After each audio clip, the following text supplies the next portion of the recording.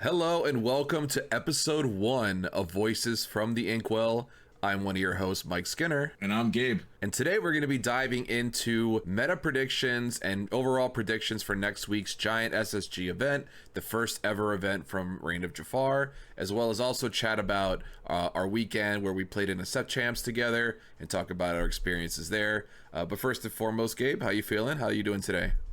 I'm doing fantastic, Skinner. I'm feeling great after this crazy weekend that we had, which we'll talk a little bit more about. But yeah, it's been a good weekend, man. For sure, yeah. A lot of fun. It's Memorial Day weekend, so nice long weekend for some of us here, and we're getting to enjoy it with some Lorcana. We get to both play in an event this weekend, as we mentioned, over at Southside Games, which you may have heard of the place, and I had an incredible time. It's actually the only set champs that I got to play. I didn't play in any other set champs, which is okay. That's fine. But I had to kind of brush off the dust and try to live in your footsteps. I know you already showed that you still have what it takes, even outside the booth. You got yourself a playmat. Unfortunately, we'll get into it, but I did not come home with the playmat, nor did I come home with a top 8, which is really, really sad. I did bubble out, but I still had a great time, and I know, Gabe, you were there as well. What kind of experience did you have yesterday? Oh, so it's funny. I decided to run it back with the deck that I won with. Okay. It was not the same experience. Completely stumbled. It was so bad. I had lost my first round against Amethyst Steel. The person playing knew the deck very well. It was like their deck, and they were trying something different. And I just stumbled into Ruby Sapphire, which was not a good matchup. Lost every die roll. The good news was I got to jump into the booth and commentate the second half of Swiss going into Top Cut. So yeah, at least I got to do that, which is fun. For sure, yeah. I popped in there a couple times once I saw you. And for those of you who haven't been to SSG, out in the main lobby, they have like a big TV, and we like to stream, our live stream there. So a lot of people after their matches will kind of walk into the lobby and hang around the TV and watch the matches live. And we had live commentary. I know our friend Jason, who helps us in production, he was live on commentary, and Gabe popped in there as well. And I did hop in there a couple times. Unfortunately, I had a dream that maybe I would get into top 8, so I wasn't able to join you. I did stay out on the floor playing it out, but unfortunately it didn't quite go as well for me. I had a great day starting off. I actually played Emerald Amythest, our tried and true. I didn't want to go too far away from what I know. I did test a lot of other decks, but honestly I didn't get as much testing as I would have liked. So I figured, you know what, let me go with something that I'm very familiar with. And I will say MVP yesterday was definitely the 7-drop Ursula. She was absolutely insane in all my matches, even the ones that I lost. And unfortunately, I didn't get to play against Amber Steel. Amber Steels were all over the place. We did see a ton of Amber. I don't know if you did, but there was a ton of Amber Steel everywhere, including yourself. And I was one of them. Yeah, you were one of them. And I was hoping to play against it. I feel like I've really learned that matchup pretty well, and with the Ursulas and a matchup that I was hoping to get to play against. Unfortunately, I never hit it. Round 1 I played against what did I play against round 1? I played against, how could I forget, Kylie, our bald brother, and Mr. Kylie, manager at SSG, my buddy. He played Green Steel Discard, which has been his deck since I've met Kylie, since the beginning of time. Unfortunately, it didn't go Kylie's way. I did have some pretty sick top decks in the first game, and he blew me out in the second game, and then in the game 3, I just had a better situation going on. So I did manage to win that one. I was no pushover in round 2 as I got paired up into Jack, the Turn-a-Dog master, the Turn-a-Dog guy. And of course he was on that deck, and I was quite even when I sat down across from him, I even said like, oh, I don't like this matchup. I played a lot of the discard variant against Turn-a-Dogs, but not the tempo variant, and I wasn't sure, without discard being able to disrupt the lady and tramp and stuff in his hand, I wasn't sure how good our matchup was, the Emerald Amethyst tempo matchup. Thankfully, it was really good. Yeah, it's not too bad. It's actually a good matchup. Yeah, it was really good. Jack was at the end, but Jack was like, I don't know why you were saying you didn't want to play this matchup. And I was like, honestly, I thought it would be worse than it is. I just thought it would be a bad matchup, but I did get the die roll, so that does help a lot. Actually, I'm sorry, I'm lying to you. I lost the die roll. Jack gets to 19 in game 1, and I beat him. Right, so Jack you know, couldn't have felt good there because he gets to go on the play. He gets to 19, and I kind of steal the game away.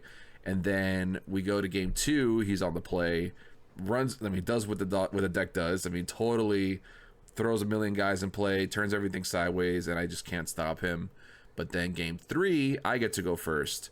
And by turn 3, he only had like 1 or 2 characters in play. And if you know that deck, that's not the norm. So I was able to kind of just, you know, push my way in and put him in a position where he was trying to stay alive, like he was trying to combat me. And when you're in that position with a Chernodog deck where you're trying to play defense, it's, you know, it's not good. It's like being Steph Curry, right? Like, you know, the Chernodog deck is good at shooting threes, at getting in there, getting points, but you put him on defense, and it's like, nah. I mean, you could put the hand up and stuff, but it's not really what you want. You know, it's not what you want to be doing, for sure. So so that was that experience. So I'm feeling great, right? I'm 2-0. I'm like, okay, I beat Chernodogs. Okay, I beat Green Steel. What could go wrong? I'm having a great day. All right, I'm going right to top 8. And then I get paired into Mikey, aka Hayes, who I'm sure a lot of you know.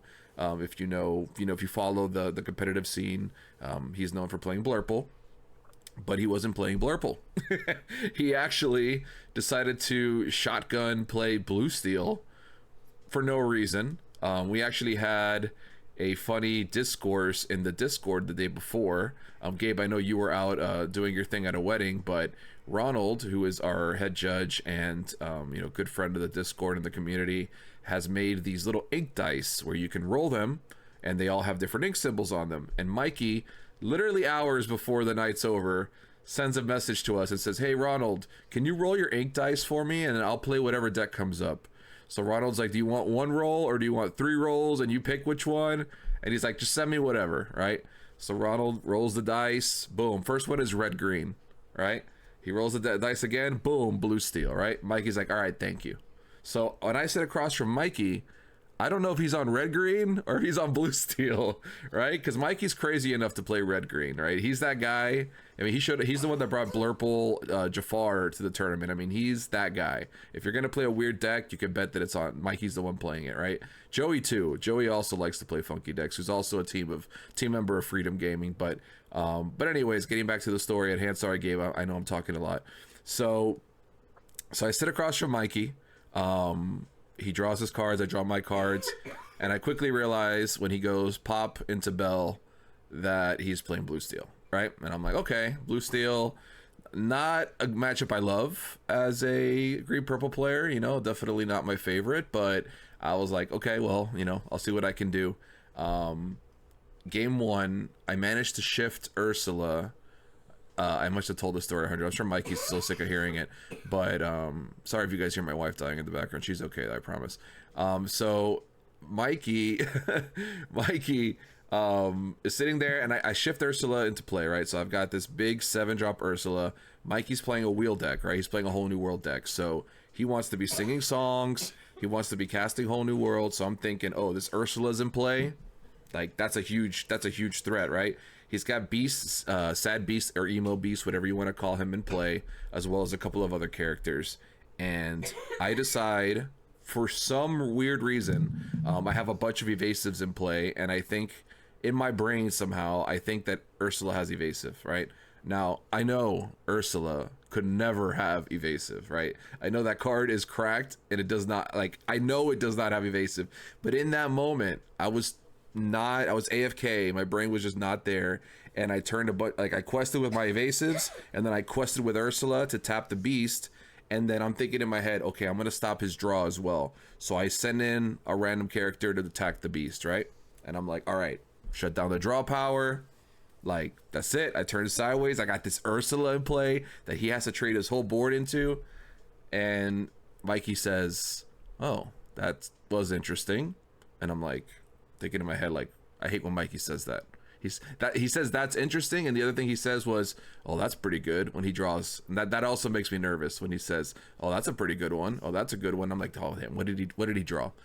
But anyways, so I pass it to him. He says, "That's interesting," and I'm like, "What's interesting?" I totally forgot, Gabe, that Sad Beast gets +4 attack at the beginning of the turn. When it is Right. not just a draw card, right? No, And I it know hurts. what the card does. I am not new to this game. I know what it does, but in that moment, I thought that Ursula could not be attacked. I just thought she was, I mean, somehow I thought she was not able to die. And obviously Mikey quickly takes that trade, right? So I lose the Ursula and the shift, and I damaged my other character that I ran into, which I think was a genie, for no reason. Lost 2 lore there. So I mean, I totally butcher that turn. Like, totally go from like a dominant position to absolutely awful position. And I was never able to shake it off. I end up losing that game. I win game 2, which was even more frustrating because I was like, damn, like I was in a good position game 1, then I won game 2, and then game 3 was close, but you know, I wasn't able to get it done. And so that was the kind of like, I'm like, all right, I'm Xing 1, but I was still kind of beating myself up because, you know, I lost a big moment there. And then I get paired into our good friend Mr. Monty. Excuse me, got spit on my lip. Yeah, that's what Monty does too. Monty, well known in our community, good friend of ours, and big time member of the Illuminati, which which Gabe is a proud member of.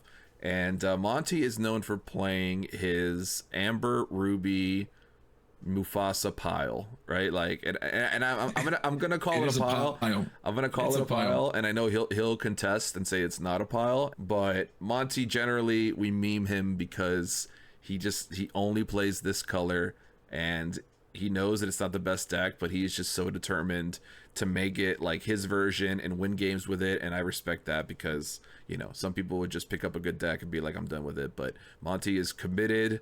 He's loyal to the brand, right? He is gonna stick with those colors until the wheels fall off. So I play against Monty.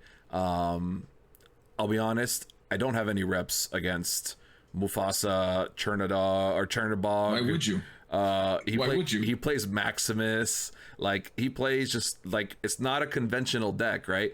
And the worst part is game 1, I open my hand and I know he's on red yellow, right? But I don't know his exact list. And then it's my mistake too, because there's a video online of his exact list, and I just don't have it memorized, and I didn't know he was gonna be my opponent, so I'm not thinking about that. So I'm like, I draw my opening hand and I'm like, oh, I got 2 cloud kickers in my hand, and I start to think, okay, what does this deck play, right? And I'm thinking Mother Gothel, Rapunzel, right? That's the big combo. And I'm thinking, okay, I can't hit Mother Gothel because it's a 3/4, right? So I can't hit it, and I don't really want to be bouncing Rapunzels, right? So I send away the cloud kickers, right? I mulligan them away, and I get something else, and I'm like, all right, so we're good. So turn 1, I play something. Turn 1, he plays something. Turn 2, I play something. Turn 2, he plays Flynn Rider. Okay, Flynn Rider. Yep.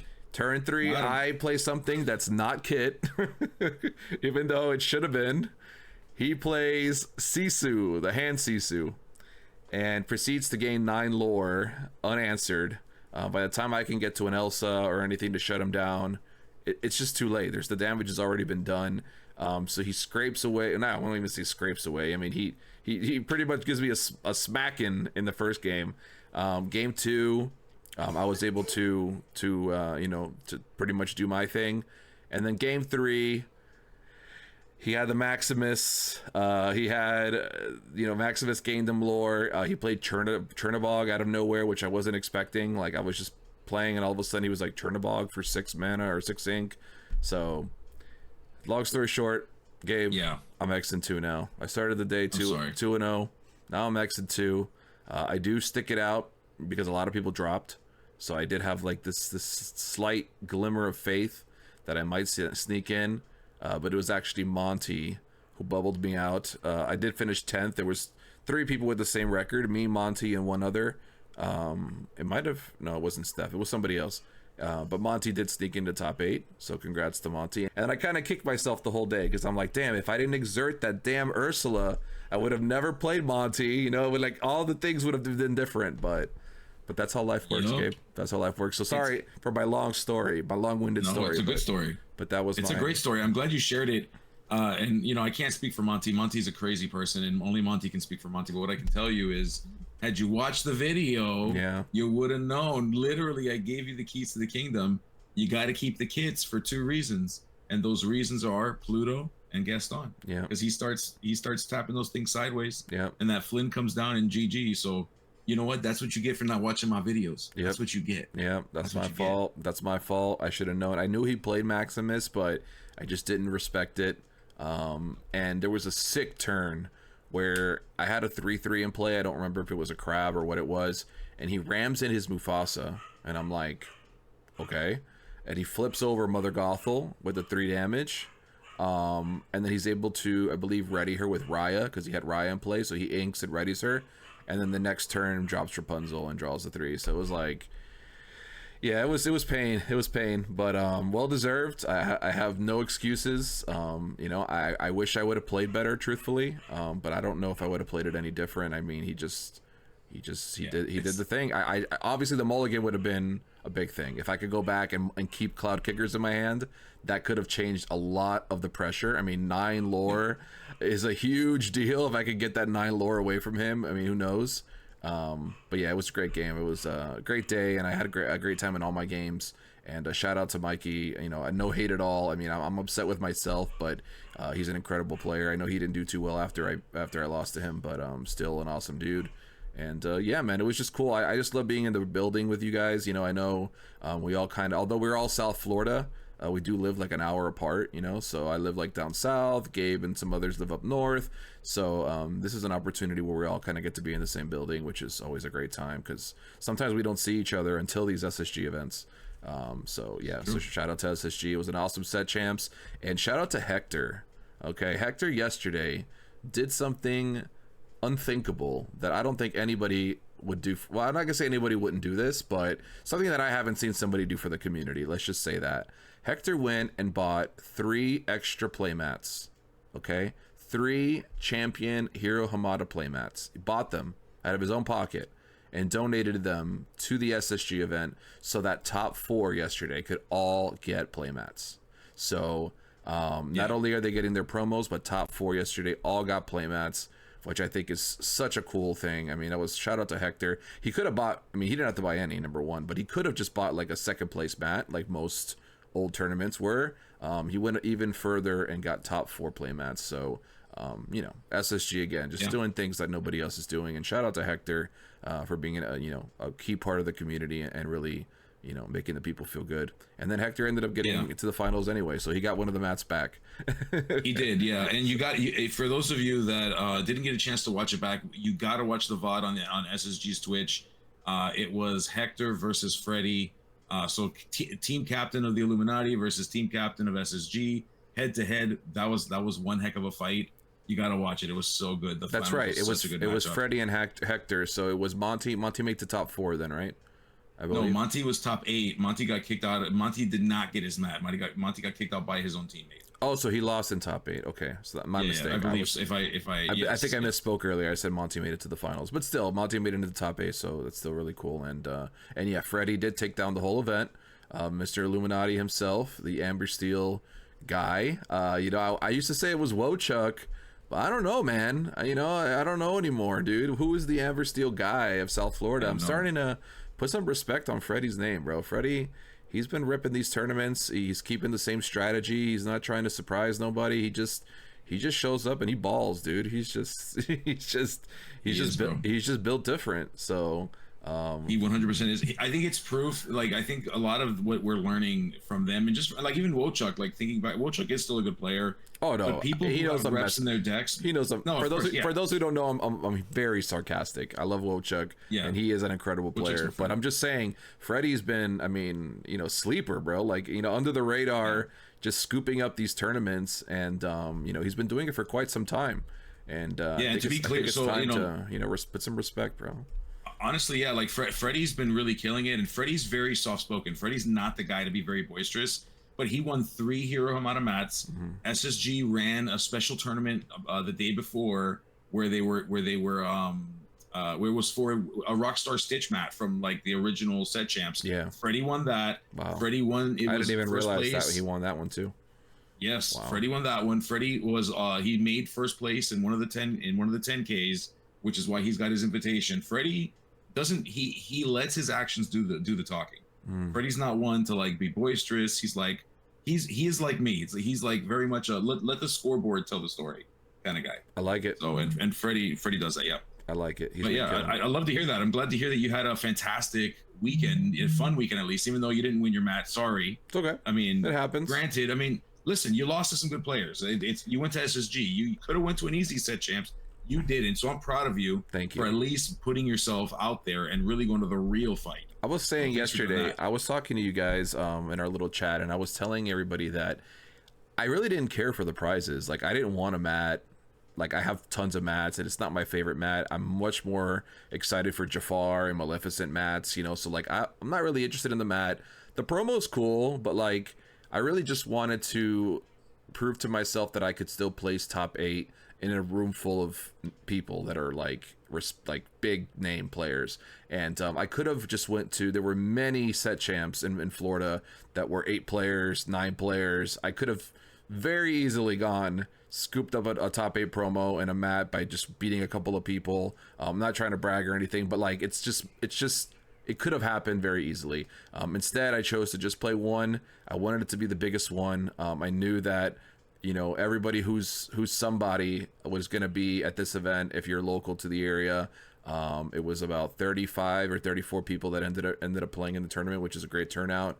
And yeah, again, let's look at the people that I played. I played Kylie, I played Jack, I played Mikey, you know, I played Monty. I played a bunch of people that bro. Yeah, it was a great event. So yeah, I'm proud of myself. I did go 4-2, so like, you know, I had a good record, positive record, but you know, just a little upset with my performance. I felt like I was pretty locked in.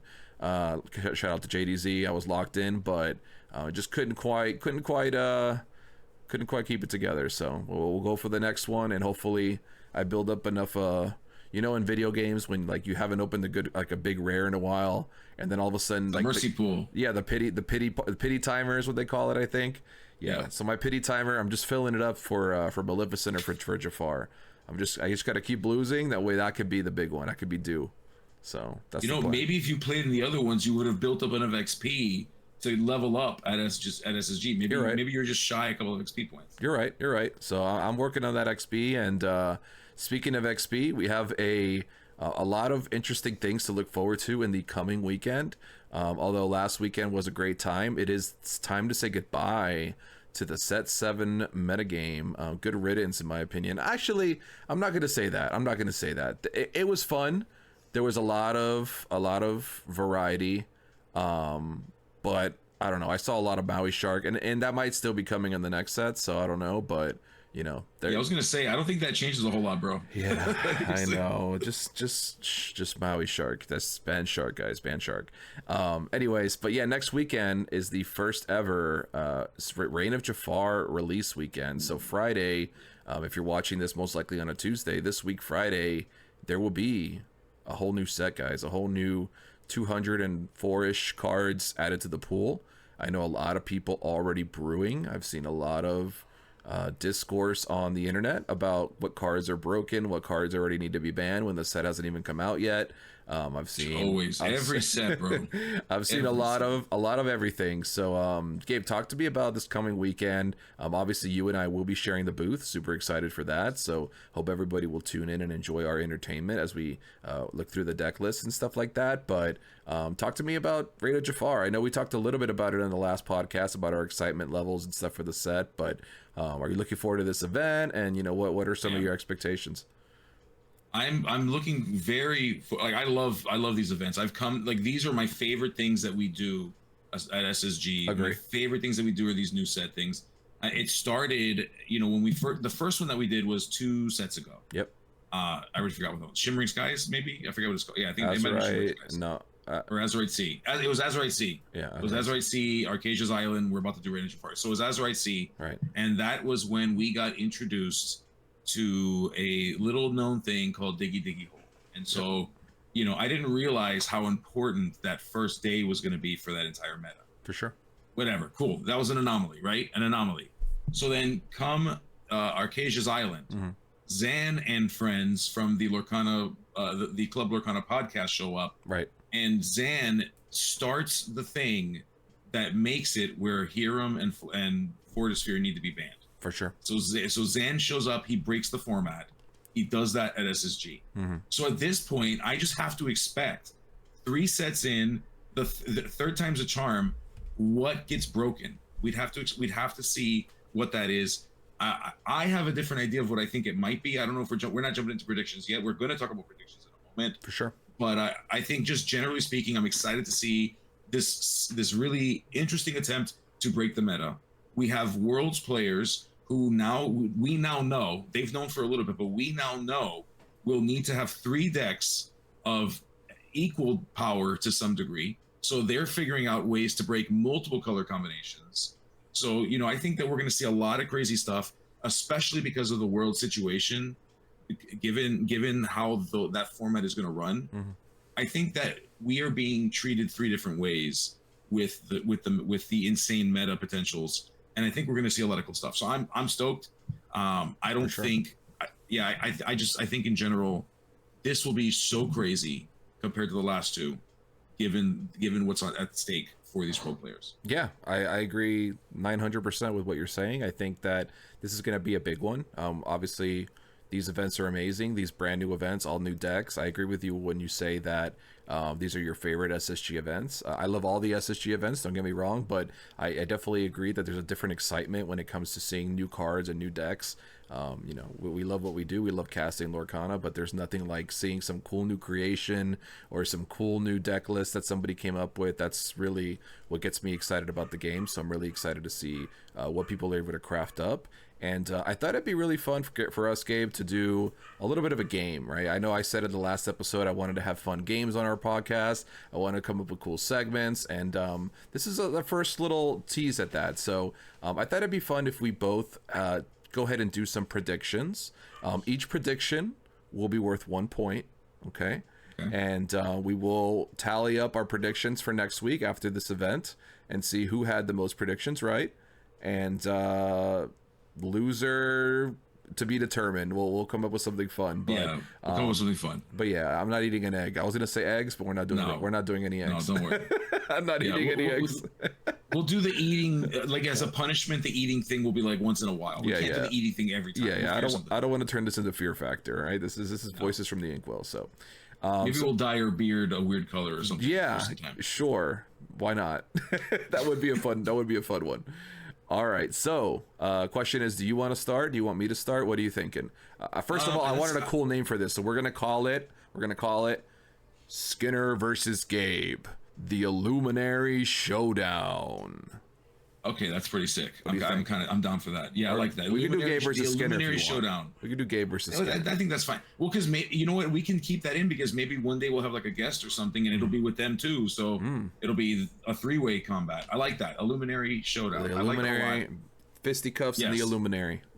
So whenever we do a predictions thing, yeah, we'll stick. Let's write that one down. Let's pin it down. All right, it's locked in. It's locked in. All right. So hit me, Gabe. So here's the thing: neither of us know what the other one has selected. So there's actually a pretty good chance. There's a chance that we might agree on some. Just to say it. I'll try to come up with a different one just to make it fun. But I don't know what you picked, and you don't know what I picked.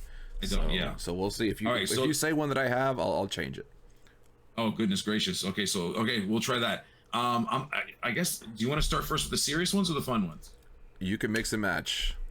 Okay, so I would go with a serious one. Yeah, let's go with a serious one. Yeah, let's start with a serious one. Okay, so for my first one, I believe that. So this is my prediction on the meta share. Like in terms of what the top 2 decks most represented will be there. Okay. I believe that the first most represented deck is going to be Amber Steel. I believe that the second most represented deck is going to be Emerald Steel. And I believe that this color that we're going to see the most, period, is steel. I think steel is the color to be.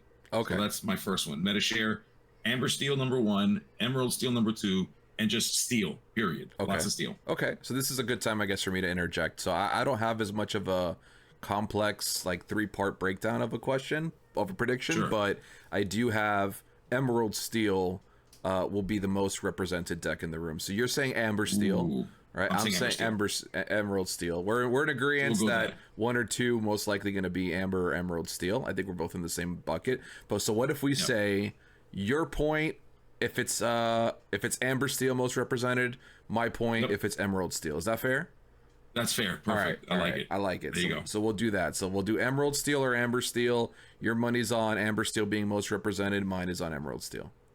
Yes. All right. Okay, cool. So All we right, got, we got that means we each knocked out one. That's it. All right, one each. So if you want me, I'll go first this time. So Okay, my next prediction, Beyond the Horizon, is in 4 decks in the top 8. 4 decks. 4 decks. Wow. Beyond the Horizon, big card. I think that's going to be a standout card. I think people already making waves about it. Will it be as crazy ridiculous as everybody's saying? People are saying it's like more OP than Whole New World. I don't know about all that, but you know, I've heard it said on the internet. So I think that there will be some hype. I don't think it's going to be like a total 8 deck sweep, but I do think that we're going to have at least half the decks in top 8 have at least a copy of Beyond the Horizon. That's my prediction. That's funny. So I do have a prediction about that too. So I do agree that Beyond the Horizon will have a huge presence in the overall tournament, but I don't think that more than 2 of the decks in the top 8 will have it. I don't think it has the weight to win the game. To take itself into the top 8. So you're saying more than half? You're saying half or more? I'm saying half. Will have Beyond the Horizon. I'm not saying or more. I'm saying 4. I'm gonna go at crazy. Least 4. I don't want to cheat. I'm gonna say 4 because if I say 5, 4 or more, that gives me a lot more wiggle room, right? Because there could be 6, there could be 5. I'm gonna say no. I'm gonna say 2 does. So my answer is 2. 2. I'm saying 4. All right, so lock it in. 2 and 4. All right, so that's what we think about Beyond the Horizon. All right. So you could start next with yours as we've gone back and forth here. What's your next prediction? Okay. So my next prediction has to do with what I believe will be in the top 8. Like, what does the deck composition look like? I didn't narrow down specific colors, but what I am saying is that this will not be as diverse of a meta as we'd expected. I think that this will be a meta that we are not going to see to be that diverse. I think we see 4 different decks twice each in the top 8. So I think we see 4 decks twice each. So you think it's going to be 4 decks and they're just going to be doubled? That's it. Yeah. That's your prediction for top 8. That's my prediction. That's a spicy one.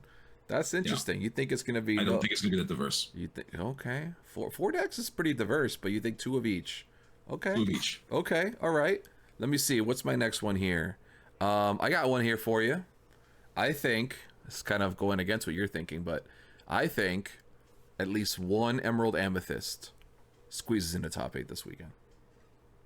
I think there's 1 Emerald Amethyst, and I'm doing this just from my heart, and I'm doing this maybe because I'm hoping it's true, but I think we get 1. I think one of our brothers out there or sisters. That's funny. Just pushes the deck into the top. What do you think? Okay, so I also have a prediction, but it's a lot more specific than that. Are we the same person or what? No, it's a lot more specific. I don't know if you think it's this specific. Okay. All right, go ahead. So I know that Ryan Walker and at least 3 to 4 of Zan's friends will be at the event. Zan is still 50-50, but I know that this is his main testing group. Okay. I believe that we have seen 2 of the 3 decks that Zan is likely to bring to Worlds, and I believe that the 3rd deck that either one of his friends will be testing at SSG or himself is Emerald Amethyst. I predict that we're going to see an Emerald Amethyst deck from one of the Club Lorcana guys, because I believe it is the 3rd deck, the anchor to Zan's 3-deck Pokemon team. Okay. I like that. It's okay. So the bet is him or one of his teammates that arrives with him will be on Emerald Amethyst in some form or capacity. Okay. Correct. All right. Yes. And I'm guessing that one, not necessarily who it is, but that somebody will get into top 8. At least 1. We'll say at least 1. I don't want to say just 1. At least 1 will get into top 8. Okay. All right. All right. So my next one, we're getting close to the end of here, and then we'll be wrapping it up. But my next one is that 2 members of Southside Gaming will be in the top 8 this weekend. Wow. 2 members. Wow. 2 members. I'm not saying who. I'm not saying Jack. I'm not saying Hector. I'm not saying Ray. I'm not saying Kylie, etc., etc. I know I'm probably leaving people out here, but no Devin and stuff. But I think 2 people this weekend from SSG are in the top 8. That's interesting. That's my prediction. I like it. I actually went one step further. I think I know who's going to win the whole thing. Of course, I know who's going to win the whole thing. You went hyper specific. All right, go. Well, yeah. What do you know? Who right. or what deck? Well, who? The person. I can name the person. The person. And I also know who's going to be second place. Okay. So, okay. That's first place. 100% is going to go to my boy Wochuk. 100%. Wochuk wins this whole thing. And of course, second place is nobody other than always second place in our heart. Dragon John Z. Dragon John Z. Is he destined to be second place forever? We will see this weekend. We're super excited to see him compete. I'm curious to see also what he plays. I know sidetrack here, but from what I've been hearing on Twitter, at least what he's been saying, he's testing stuff outside of just Ruby Sapphire. So we will see what he decides to bring. I'm really excited to see that. So my last prediction, Gabe. Prediction number 5. Okay, and this could be the winner of it all. You know, if we have a tiebreaker, this could be the one. Okay, I predict that Liam will not wear a pink jacket this weekend at SSG. No way. I predict he wore the pink. So? He wore the pink last time. Okay, I looked through the pic. I looked through video. I did research. Okay, I did research. I went through Twitter. I watched a couple DLCs. Okay, a couple. Why are you staring in his window, a couple videos. I have come to conclusion that Liam has an extensive wardrobe. Okay, so he's a classy dude. He's got style, and I think he's got more than a couple jackets. I'm guessing he doesn't wear the pink. I know Miami is known for pink and blue, but I'm guessing no pink this weekend, Gabe. No pink this weekend. He better not watch this and then make his determination based on this video. Oh, I'm gonna tag him in this, and he's gonna choose. He's gonna choose whose team he wants to really stick it to. But my prediction is no pink. I'm hashtag no pink this weekend. Oh my gosh. Okay, which it's funny because I believe the jacket I saw him at SSG with, he was wearing on the ICL. So just and the hey as well. It could be dirty. It could be dirty.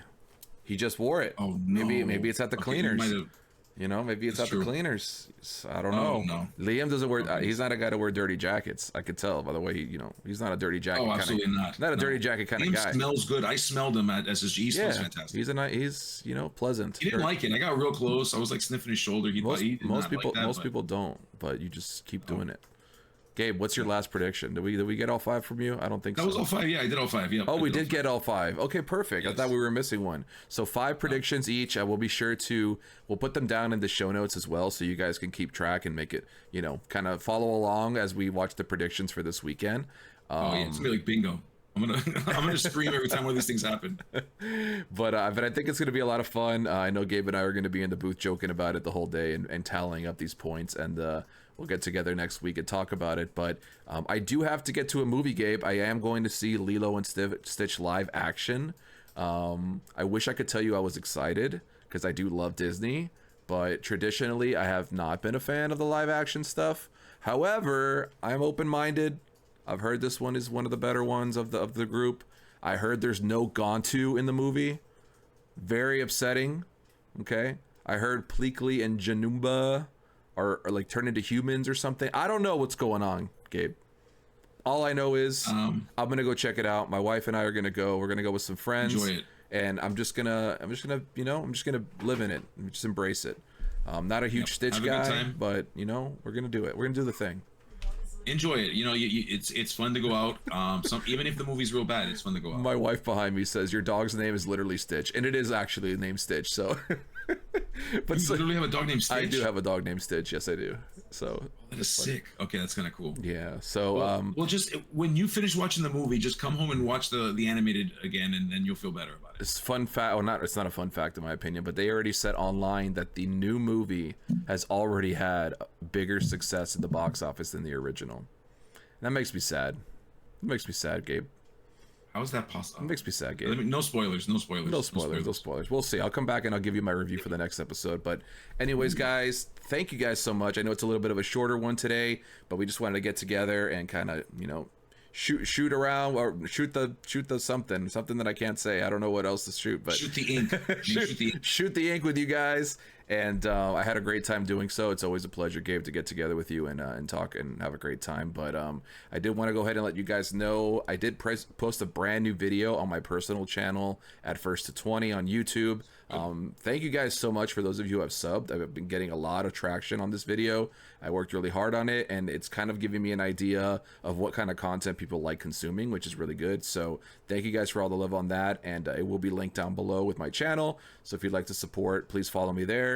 I also do talk a lot on X. It's probably the main place that I'm sharing my thoughts about Lorcana, so definitely go follow me there as well at First to 20. Mr. Gabe, where can the people find you? They can find me at Illuminati TCG on X, on Twitch, and on YouTube. They can also find me on ill_logics on X. Check us out there. I did want to do a quick shout out to Lore Chronicles, Willoughby's, and Dick Burns, by the way.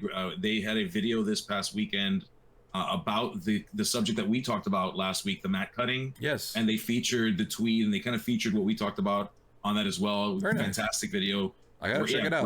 It's in my feed, but I haven't been able to get to it yet. But I'll definitely be checking that out. Lore Chronicles is it's really awesome. I love when they upload.